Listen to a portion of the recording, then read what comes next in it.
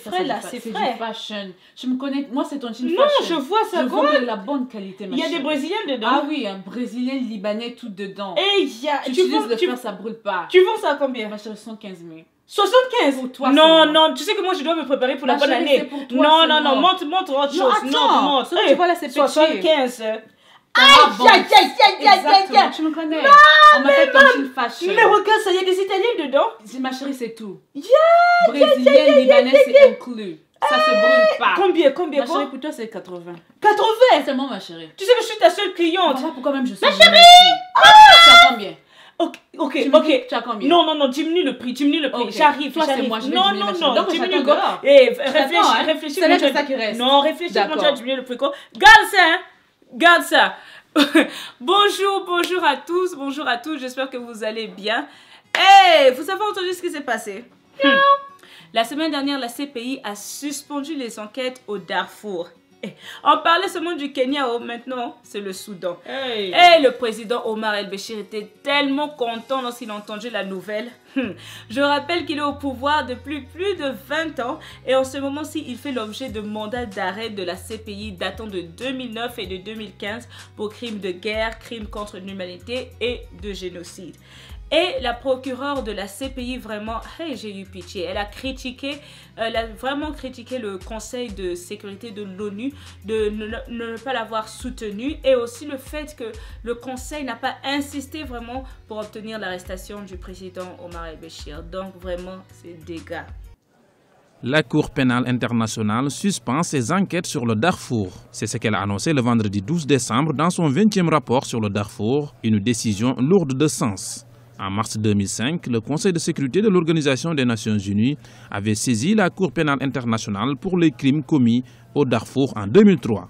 Près de 10 ans après cette décision, aucun des mandats d'arrêt contre les dirigeants soudanais, dont ceux émis contre le chef de l'État soudanais Omar el-Béchir, n'a produit le résultat escompté. Compte tenu de la passivité du Conseil de sécurité et du manque de ressources dont dispose mon bureau pour mener à bien ces investigations, je n'ai plus d'autre choix que de mettre entre parenthèses mes activités d'enquête au Darfour. Plusieurs raisons expliquent donc cette décision de la procureure Fatou Bensouda.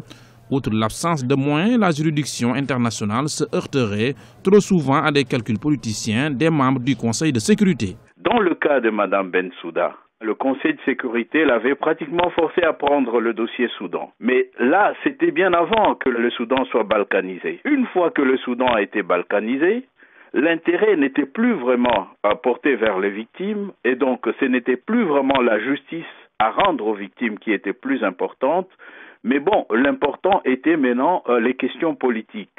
Et Mme Bensouda se retrouve pratiquement avec un dossier judiciaire pour lequel elle n'a pas les moyens, pour lequel elle ne peut pas mener des enquêtes, pour lequel finalement, elle a des victimes, mais il y a une sorte d'obstruction, faute de moyens, d'une sorte d'obstruction à faire les enquêtes, à rechercher éventuellement la vérité. Soupçonné d'être en relation avec des activités criminelles, 510 ONG et associations diverses ont été dissoutes au Kenya ce mardi 16 décembre. Vous imaginez 510. Les autorités kenyanes accusent certaines de ces ONG d'avoir recueilli des fonds pour financer des activités terroristes, tandis que d'autres n'ont pas publié leurs comptes conformément à la loi. Je vais lire ce qu'a dit le Conseil de coordination des ONG. Et le Conseil a dit ceci. Certaines ONG ont été et continuent d'être utilisées pour des activités criminelles, notamment comme circuit de financement du terrorisme au Kenya et dans la Corne de l'Afrique. Nous avons gelé leurs comptes bancaires et transmis les informations les concernant aux agences de sécurité gouvernementale pour une action immédiate. Cette décision des autorités kenyanes n'est pas surprenante étant donné que récemment le gouvernement kenyan a été vraiment critiqué sur le fait qu'il n'arrive pas à empêcher la multiplication des attaques terroristes par le groupe somalien Shebab. Vous vous rappelez qu'il y a plusieurs épisodes de cela, je vous avais annoncé la mort du footballeur camerounais Albert Ebossé. À ce temps-là, on avait dit qu'il avait trouvé la mort suite à un projectile je pense qu'il disait que c'était un morceau d'ardoise qu'on avait jeté en sa direction lorsqu'il sortait du terrain et ça avait provoqué sa mort. Polémico. Récemment, une autopsie qui a été faite au Cameroun a montré que en fait, il n'y avait pas de projectile, mais que le footballeur est mort suite à des coups. Donc, sûrement, quand il est rentré dans les vestiaires, il a été tabassé et c'est ce qui a provoqué sa mort. Wow. Et il y a même une vidéo qui montre Albert Ebossé qui est en train de repartir dans les vestiaires bien vivant. Voici le rapport de l'autopsie d'Albert Ebossé qui a été publié. Je voudrais diriger votre attention sur le paragraphe surligné. Quand on voit par exemple la radiographie du crâne, vous voyez qu'il y a beaucoup de fractures qu'il a subies. Et quand on voit par exemple au niveau de l'épaule, il y a la luxation des vertèbres. Pour tous ceux qui ne connaissent pas la médecine comme nous autres, la luxation des vertèbres tout simplement signifie un déplacement des vertèbres avec rupture des ligaments. Donc vous voyez qu'il y a eu beaucoup de fractures et un morceau d'ardoise ne peut pas causer tous ces dégâts, quelle que soit vraiment la grosseur de ce morceau-là. Et vous voyez en conclusion, le rapport dit ceci, que Monsieur Albert Ebossé Bodjongo est décédé des suites d'une agression brutale avec polytraumatisme crânien. Et nous voyons que sur le crâne encore, il y a ces fractures-là et sur l'épaule gauche, vraiment, c'est désolant. Peu après le drame, une vidéo sur Internet avait déjà semé le doute en montrant Albert Ebossé s'avancer vivant dans le tunnel menant au vestiaire. Au Cameroun, la thèse officielle de l'accident n'a jamais convaincu. Il était vraiment impossible qu'une ardoise. Bon, c'est vrai qu'il y en a beaucoup, mais les ardoises, je ne sais pas quel genre d'ardoise pouvait filer quelqu'un jusqu'à l'intérieur des vestiaires pour pouvoir l'abattre. Vraiment, il y avait des doutes à cela. Rendu public ce samedi à Douala, le rapport de contre-autopsie réalisé par le docteur Mounet provoque un tollé en concluant formellement à un assassinat. Nous avons le traumatisme sur l'épaule, marqué par la luxation. Nous avons ce coup direct ayant conduit à la section de la clavicule et le coup porté sur la calotte d'une violence telle que la calotte s'est enfoncée.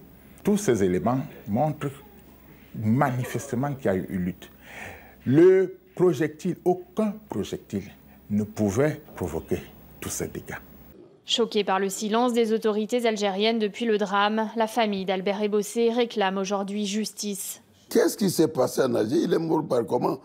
Qu'est-ce qu'il a eu? Mon avocat a fait des correspondances, toutes ces correspondances que vous voyez ici, depuis bientôt 4 mois, il y a eu un mutisme total. Je me dis qu'il s'agit d'une conspiration qui s'est faite autour de mon fils. Les Zambiens ne veulent pas laisser le président Guy Scott tranquillo. Hey! Cette semaine-ci, le président par intérim zambien Guy Scott a souligné qu'il ne démissionnerait pas avant les élections présidentielles prévues pour janvier 2015. Je vous disais il y a quelques semaines de cela que son propre parti l'avait suspendu. Mais il a dit que je ne vais pas du tout partir, que vous le voulez, que vous ne le voulez pas, je serai ici jusqu'en janvier 2015. Il est trop africain, hein? La Miss Monde 2014 est sud-africaine. Yeah! Félicitations, vraiment félicitations à Roland Strauss qui a vraiment fait la fierté du continent africain. Elle a été élue Miss Monde 2014 le dimanche dernier, 14 décembre. Elle a été élue devant 121 candidates qui sont venues des 4 coins de la planète. Elle représente la 5e Miss Monde africaine. C'est une étudiante en médecine, elle a 22 ans. Ce qui m'a étonnée et ce qui m'a vraiment fait honte aussi, la communauté africaine, quand elle a entendu qu'une jeune femme bien dynamique a été élue comme Miss Monde 2014, elle a boudé la communauté africaine. Ils ont dit non, comment ça se fait qu'elle est blanche? Hey, africain, où est ton problème si elle est blanche? Si ce n'était pas une africaine, on allait dire que non, les Miss Monde sont toujours étrangères, jamais une africaine. Maintenant qu'elle est africaine, oh non, elle est blanche. Si elle était noire, oh non, elle fait le maquillage, il fallait prendre une vraie noire. Qu'est-ce que vous cherchez? Écoutez ce que les gens ont dit sur le net, vraiment c'était humiliant. Ibrahim Badjel dit ceci. Vraiment, la beauté se trouve dans les yeux de celui qui regarde. Autrement, de plus belles j'en rencontre chaque jour dans les rues de Ouaga. Cela dit, toutes nos félicitations à Miss Rolène. Vous voyez? Écoutez, Roger Marcelin Faye dit ceci. Elle n'a même pas dédié ce titre à l'Afrique. Dans ses projets, rien contre une lutte quelconque pour l'Afrique. Même pas fière d'être africaine, alors ne venez pas me saouler qu'elle représente mon beau continent. Noir comme moi, tu es africain. Maman Nangaye. C'est pas tout, hein, c'est pas tout. Awefa Chania Awefa dit ceci. Ma femme est plus belle qu'elle. Hey! Nigel Awal dit, elle a quoi de Miss? La mienne est mieux qu'elle. Et pour en finir, Marie Koumba dit, quels sont les critères pour être Miss? Vous voyez? Voilà pourquoi en tant qu'Africain, on ne progresse pas. Quand il y a trop de jaloux, personne n'est... Pourquoi vraiment on se critique comme ça? Pourquoi on se déchire comme ça? Pourquoi ne pas juste apprécier le fait que l'Afrique a été élue? L'Afrique a fait l'honneur. L'Afrique est représentée. Non, les gens sont là en train de chercher des palas partout. Vraiment, qu'on change. Il faut qu'on change vraiment. On doit changer. On va en 2015. Il faut changer. Eh, ton petit fashion, c'est joli quoi? Ah, mais il y aura des jaloux. Ah, maman. N'oubliez pas de me contacter sur quoideneuf@topstudio.net comme d'habitude ou encore sur Facebook.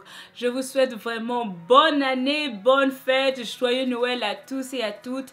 Amusez-vous bien, mais surtout, soyez sages. On se revoit le 4 janvier 2015, Dieu voulant. Bye bye. Mamie. Moi, c'est Kitoko.